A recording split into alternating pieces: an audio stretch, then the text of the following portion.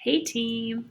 All right, so let's get into what we're doing today. So you don't have any extra homework tonight, just what we're doing in class.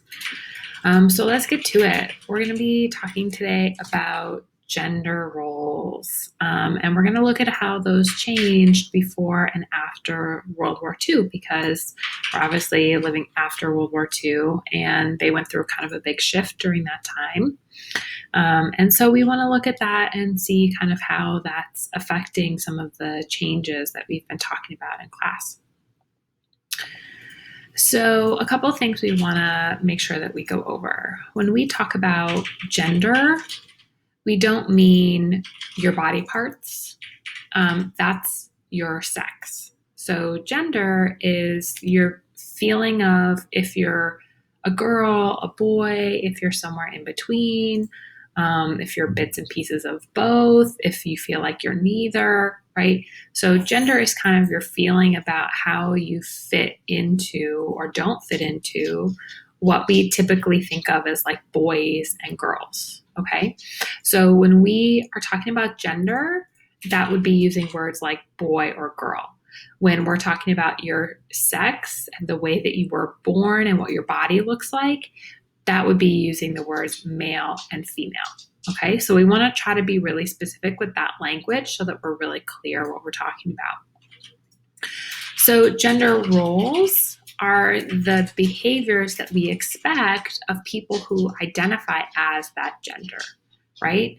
So, for example, if someone looks like a boy, we expect them to behave in certain ways. If someone looks like a girl, we expect them to behave in certain ways, right?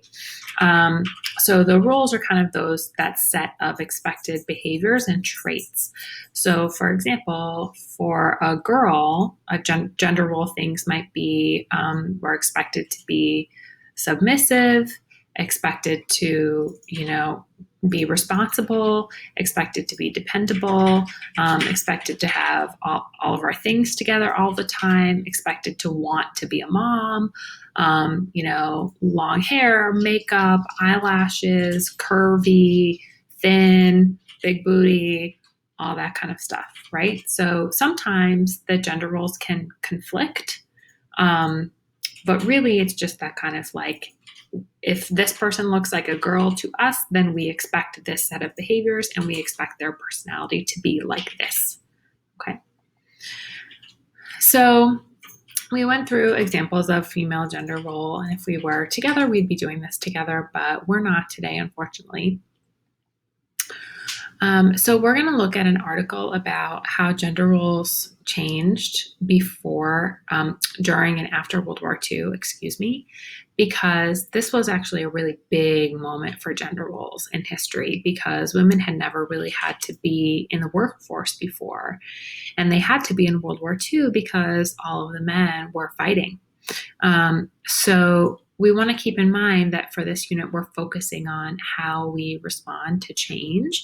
So as we read this article and answer the questions, you're going to want to keep that in mind. So like usual, when we're doing an article together, I am going to read a little bit and do the first question, and then you'll go from there. Okay? So we're looking at gender roles after World War II, and this is from history.com. World War II changed the lives of women and men in many ways. Wartime needs increased labor demands for both male and female workers. It heightened domestic hardships and responsibilities, and it intensified pressures for Americans to conform to social and cultural norms. All of these changes led Americans to rethink their ideas about gender, about how women and men should behave and look, what qualities they should exhibit, and what roles they should assume in their families and communities. Wartime gender changes for women are encapsulated or shown by one of the most popular icons of the war, Rosie the Riveter. So she's the one with the bicep like this, and she's saying, "We can do it." For many Americans, Rosie is a strong and self-assured woman rolling up her denim shirt sleeve to reveal her right bicep as she confidently exclaims, "We can do it."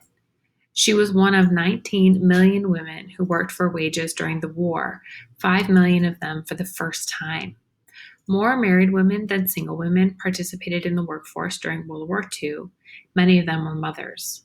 The federal government and the wartime industries insisted that these women were key to victory, but working women presented several challenges to most understandings that American had of the proper roles of women and men. Okay, so let's talk about question number 1. Why didn't many women work before World War II, and what were they doing instead? Okay, so I'm going to go back to the article. And most women didn't work. So it says here, more married women than single women participated in the workforce during World War II, and many of them were mothers. Okay, so they didn't work because they were stay-at-home moms.